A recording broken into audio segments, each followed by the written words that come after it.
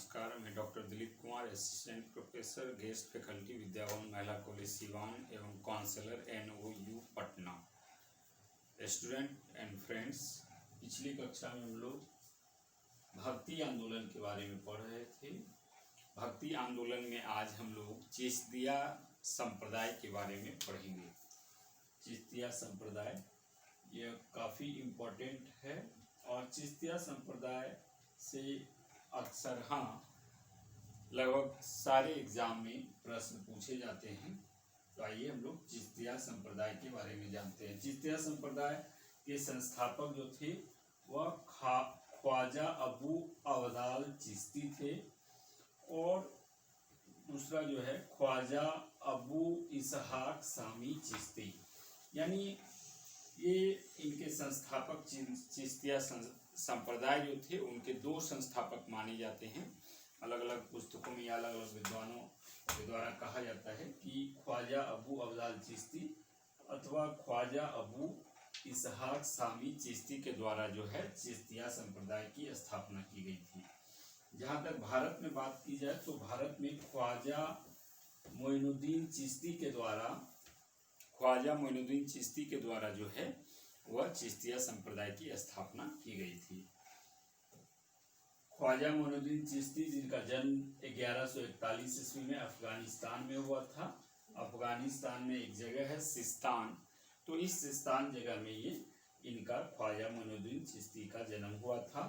और इनकी मृत्यु की बात की जाए तो इनकी मृत्यु जो है 1230 से 1236 ईस्वी में राजस्थान में अजमेर जगह है, अजमेर में ख्वाजा मोइनुद्दीन चिश्ती का जो है वह मृत्यु हुआ था। और राजस्थान के अजमेर में है इनका खानका अथवा दरगाह बना हुआ है अजमेर में। और ये ख्वाजा साहब के नाम से जो है काफ़ी प्रसिद्ध इनका दरगाह है और ये काफ़ी प्रसिद्ध दरगाह है अजमेर में, जहाँ पर प्रतिवर्ष लाखों लोग देश और विदेश से चादर पोशी के लिए यहाँ पर अजमेर में आते हैं। और ये ख्वाजा मोइनुद्दीन चिश्ती जो है 1192 ईस्वी में मोहम्मद गोरी के साथ भारत आए थे। और मुगल सम्राट अकबर की बात की जाए तो मुगल सम्राट अकबर जो है 2 बार पैदल यात्रा इस दरगाह पे, ख्वाजा साहब के दरगाह अजमेर में जो है वह पैदल यात्रा किए थे अकबर ने।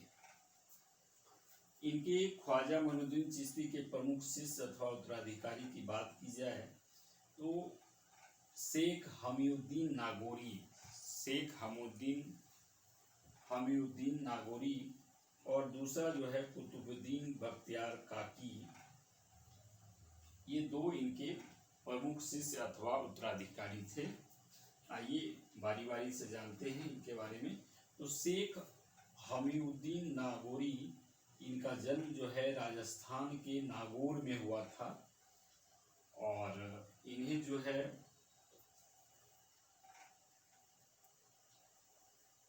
मोइनुद्दीन चिश्ती के द्वारा जो है शेख हमीउद्दीन नागौरी को सुल्तान तारकीन की उपाधि प्रदान की गई थी, अर्थात सन्यासियों का सुल्तान जो है उपाधि मोइनुद्दीन चिश्ती के द्वारा जो है प्रदान की गई थी शेख हमीउद्दीन नागौरी को।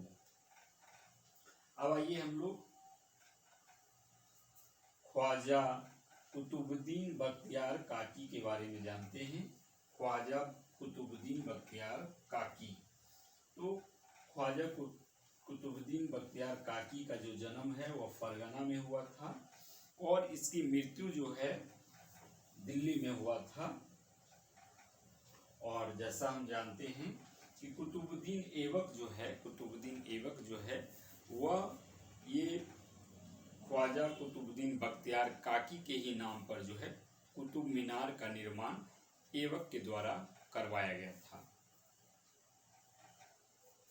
और ये ख्वाजा कुतुबुद्दीन बख्तियार काकी, उनके प्रमुख शिष्य जो थे वह शेख बुद्दीन गजनवी थे और दूसरा जो थे शेख फरीद अथवा बाबा फरीद थे। ये शेख फरीद अथवा बाबा फरीद जो हैं उन्हें शेख फरीदुद्दीन गज ए शंकर, शेख फखरुद्दीन गज ए शंकर भी इनको कहा जाता है, बाबा फरीद को। और ये चिश्तिया संप्रदाय में काफी लोकप्रिय हुए। बाबा फरीद जो है चिश्तिया संप्रदाय में काफी लोकप्रिय हुए और इनका जन्म जो है मुल्तान में हुआ था, बाबा फरीद का अथवा शेख फरीद का। और इनकी मृत्यु जो है पाक के पाटन स्थान में हुआ था। और ये शेख फरीद जो है वृद्धावस्था में 3 विवाह इन्होंने किया था। बलवन की पुत्री हुसैरा से भी इनका विवाह किया गया था। और इनकी जो बाबा फरीद की जो मुख्य उपलब्धि है यह है महत्वपूर्ण इनकी रचनाओं से संबंधित है। और गुरु नानक जो थे वह भी बाबा फरीद से काफी प्रभावित थे। और इसी कारण से है गुरु अर्जुन देव ने जो है आदि ग्रंथ अथवा गुरु ग्रंथ साहिब जो है उसमें बाबा फरीद की चर्चा करते हैं, क्योंकि इनसे जो है काफी ज्यादा प्रभावित थे गुरु नानक भी। और बाबा फरीद के शिष्य की बात की जाए तो बाबा फरीद के शिष्य जो थे वो निजामुद्दीन औलिया थे। ये काफी महत्वपूर्ण थे निजामुद्दीन औलिया। तो बाबा फरीद के जो ये शिष्य थे निजामुद्दीन औलिया। इनका जन्म जो था 1236 ईस्वी में बंदायूं में हुआ था निजामुद्दीन औलिया का। और इनकी मृत्यु जो हुई थी वह 1325 ईस्वी में दिल्ली में हुई थी। पुनः हम देखते हैं तो निजामुद्दीन औलिया जो ये गयासुद्दीन तुगलक और मोहम्मद बिन तुगलक के समकालीन ये निजामुद्दीन औलिया थे। और निजामुद्दीन औलिया ने जो है दिल्ली में अपनी गतिविधियों का केंद्र बनाया था। और ये निजामुद्दीन औलिया की बात की जाए तो निजामुद्दीन औलिया हिंदू और मुसलमान की एकता पर ये बल देते थे। और इस कई सामाजिक सुधार जो है महत्वपूर्ण कार्य भी निजामुद्दीन औलिया के द्वारा किया गया था। निजामुद्दीन औलिया जो है एक ऐसे संत थे जो पूरी जिंदगी भर अविवाहित रहे थे। और निजामुद्दीन औलिया के बारे में यह कहा जाता है कि इन्होंने 7 सुल्तानों का कार्य देखा था। पुनः लेकिन निजामुद्दीन औलिया जो है 7 सुल्तानों का काल इन्होंने देखा था, लेकिन ये किसी भी सुल्तान के दरबार में नहीं गए थे। पुनः सुल्तान जलालुद्दीन खिलजी की बात की जाए और अलाउद्दीन खिलजी की, तो दोनों ने जो है निजामुद्दीन औलिया को जो है आग्रह किया था, बुलावा दिया था। लेकिन निजामुद्दीन औलिया जो है जलालुद्दीन खिलजी और फिरोज खिलजी दोनों के किसी में ही के दरबार में ये नहीं गए थे। इन्हें जो है कई प्रकार की उपाधि मिली थी निजामुद्दीन औलिया को। महबूब ए इलाही यानी जिसका मतलब होता है ईश्वर का प्रिय, ये उपाधि निजामुद्दीन औलिया को मिला था। पुनः सुल्तान उल औलिया की भी उपाधि इनको मिला था, जिसका मतलब होता है संतों का राजा या योगी सिद्ध। ये सब उपाधि जो है निजामुद्दीन औलिया को प्रदान किया गया था। अब पुनः जो है हम देखें तो गयासुद्दीन तुगलक जो है निजामुद्दीन औलिया जो थे उनके लोकप्रियता से जो है काफी वो जो है भयभीत थे। और इसी के वजह से जो है उन्होंने जब बंगाल में जब वो थे अभियान में थे तो उस समय जो है पत्र लिखकर निजामुद्दीन औलिया को जो है अपशब्द कहा था, उनको मतलब डराया धमकाया गया था। और बंगाल जो है दिल्ली छोड़ने का आदेश जो है गयासुद्दीन तुगलक के द्वारा निजामुद्दीन औलिया को दिया जाता है। और ऐसा कहा जाता है कि गयासुद्दीन तुगलक के द्वारा यह भी कहा गया था कि जब मैं दिल्ली आऊँगा तो तुम्हें मारूंगा। तो इस पर निजामुद्दीन औलिया ने कहा था कि हुजूर दिल्ली अभी दूर है। तो ये काफ़ी फेमस वाक्य है कि हुजूर दिल्ली अभी दूर है। ये निजामुद्दीन औलिया के द्वारा गयासुद्दीन तुगलक के संदर्भ में कहा गया था। यह काफ़ी महत्वपूर्ण वाक्य है और विभिन्न परीक्षाओं में जो है पूछा जाता है। निजामुद्दीन औलिया के प्रमुख शिष्य की बात की जाए तो अमीर खुसरो इनके प्रमुख शिष्य में से एक थे।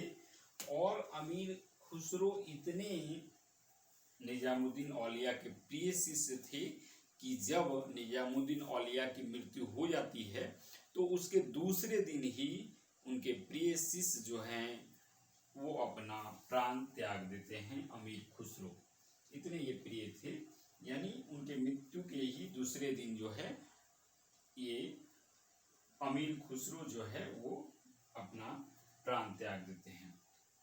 पुनः जो दूसरा प्रमुख शिष्य था निजामुद्दीन औलिया का था वह सिराजुद्दीन उस्मानी थे। सिराजुद्दीन उस्मानी को कई प्रकार की उपाधि जो है निजामुद्दीन औलिया के द्वारा जो है प्रदान की गई थी।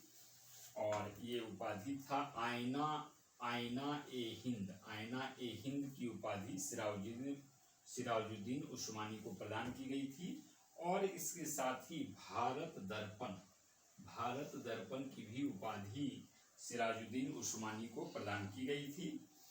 साथ ही सिराजुद्दीन उस्मानी के कई उपनाम भी थे। आखी सिराज या सिराज भाई भी इनका उपनाम था। इसके अलावा हम देखें तो अगला जो शिष्य थे निजामुद्दीन औलिया के वो शेख बुरहानुद्दीन गरीब थे। इनका खानकाह जो है शेख बुरहानुद्दीन गरीब का खानकाह जो है वो दौलताबाद में है, जहाँ पर रहकर जो है ये शेख बुरहानुद्दीन गरीब जो है अपने संप्रदाय का चिश्तिया संप्रदाय का प्रचार प्रसार किया करते थे। पुनः हम देखें तो नसीरुद्दीन चिराग दिल्ली और देहलवी औलिया निजामुद्दीन औलिया जो है वो नसीरुद्दीन चिराग दिल्ली अथवा देहलवी को अपना जो है उत्तराधिकारी घोषित किया था। और उत्तर भारत का हम देखें तो अंतिम जो महान चिश्ती जो संप्रदाय के जो महान संत हुए थे वो नसीरुद्दीन चिराग दिल्ली अथवा देहलवी हुए थे। और जब हम देखते हैं कि मोहम्मद बिन तुगलक की मृत्यु हो जाती है और फिरोज शाह तुगलक जो है गद्दी पे बैठते हैं, सुल्तान बनते हैं, उस समय के वो प्रत्यक्षदर्शी होते हैं ये आपका नसीरुद्दीन चिराग दिल्ली अथवा देहलवी। और यानी कि फिरोज शाह तुगलक के संबंध जो हैं नसीरुद्दीन चिराग दिल्ली अथवा देहलवी से अच्छे थे। और नसीरुद्दीन चिराग दिल्ली अथवा देहलवी के शिष्य की बात की जाए तो ख्वाजा सैयद मोहम्मद गैसुदराज। नसीरुद्दीन चिराग दिल्ली अथवा देहलवी के जो शिष्य थे वो थे ख्वाजा सैयद मोहम्मद गैसुदराज। इनको गैसुदराज के नाम से ही ज़्यादा जाना जाता है। चूँकि गैसुदराज इसलिए कहा जाता था क्योंकि इनके लंबे लंबे बाल थे। और कर्नाटक में जो है ये गैसुदराज जो है कर्नाटक के गुलबर्गा को जो है शिक्षा का एक प्रमुख केंद्र बनाया था। जब बहमनी साम्राज्य की स्थापना होती है तो कर्नाटक के गुलबर्गा को ये जो है गैसुदराज अपने शिक्षा के केंद्र के रूप में बनाते हैं। और इन्हें उपनाम भी कई दिया गया था गैसुदराज को बंदा नवाज का जो है उपनाम से इन्हें पुकारा जाता था, कहा जाता था। चूंकि ये जो है दुखियों एवं दरिद्रों के प्रति प्रेम तथा मानव अधिकारों की रक्षा के कारण इन्हें बंदा नवाज भी कहा जाता था। और हम देखें तो गेसुद राज के ही समय में जो है चिश्ती संप्रदाय 3 भागों में बट गया था और ये 3 प्रमुख भाग थे। एक साविरी शाखा में जो है बटा था, जिसमें अलाउद्दीन अली और महमूद साविरी जो है इसके हैं प्रवर्तक थे। और दूसरा शाखा जो था वह हुसैनी शाखा था, हुसैनी शाखा जिसके हिसामुद्दीन जो थे उसके प्रवर्तक थे। और तीसरा शाखा जो था हमजा शाही शाखा था, हमजा शाही शाखा जिसके शेख हमजा जो है उसके प्रवर्तक थे। तो इस प्रकार आज हमने देखा कि चिश्तिया संप्रदाय के कौन कौन से जो है संत जो है पीर जो है वो महत्वपूर्ण हुए और कौन कौन से उनके उत्तराधिकारी थे। तो इस प्रकार से ये जो भी ये पीर थे चिश्तिया संप्रदाय के, उनका जो है एक महत्वपूर्ण रोल जो है भक्ति आंदोलन में था। अगली कक्षा में हम लोग एक महत्वपूर्ण चिश्तिया संप्रदाय के शेख सलीम चिश्ती के बारे में पढ़ेंगे। धन्यवाद।